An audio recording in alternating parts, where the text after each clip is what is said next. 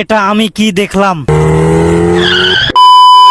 রাস্তার পাশে মসজিদের দান বক্সটি আগাছায় ভরে আছে। প্রথম দেখায় কেউ বলতে পারবে না এটা মসজিদের দান বক্স। তাই আমি সিদ্ধান্ত নিলাম আগাছাগুলো পরিষ্কার করে দিব আমি এবং আমার টিম।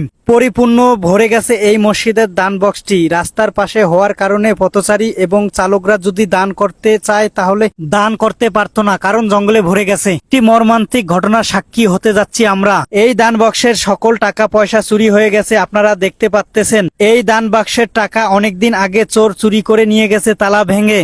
এলাকাবাসী বলল এবং আমি নিজেই তার প্রমাণ যে টাকা চুরি হয়ে গেছে দান বাক্স থেকে। তখন থেকে এই দান বক্সটি পরিত্যক্ত অবস্থায় পড়েছিল। পরিত্যক্ত থাকাকালীন অনেক ব্যক্তিরা ওখানে দান করেছে। তালা না থাকার কারণে একটি টাকাও পায়নি মসজিদ কমিটি। এই বিষয়ে মসজিদ কমিটির সাথে আমি কথা বলে জানতে পারলাম, তাই আপনাদের মাঝে শেয়ার করলাম।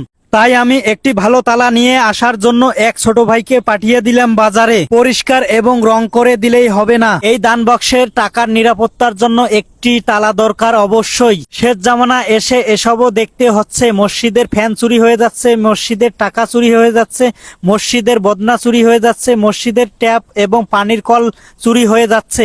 এখন মানুষ আল্লাহকে ভয় করা কমে দিয়েছে। এটাই হচ্ছে আখিরি জামানা। আল্লাহর ঘরের মসজিদের টাকা চুরি করে ওনারা কি উপকৃত হবে নাকি ক্ষতিগ্রস্তের মধ্যে পড়বে, অবশ্যই আপনারা কমেন্ট বক্সে জানিয়ে যাবেন।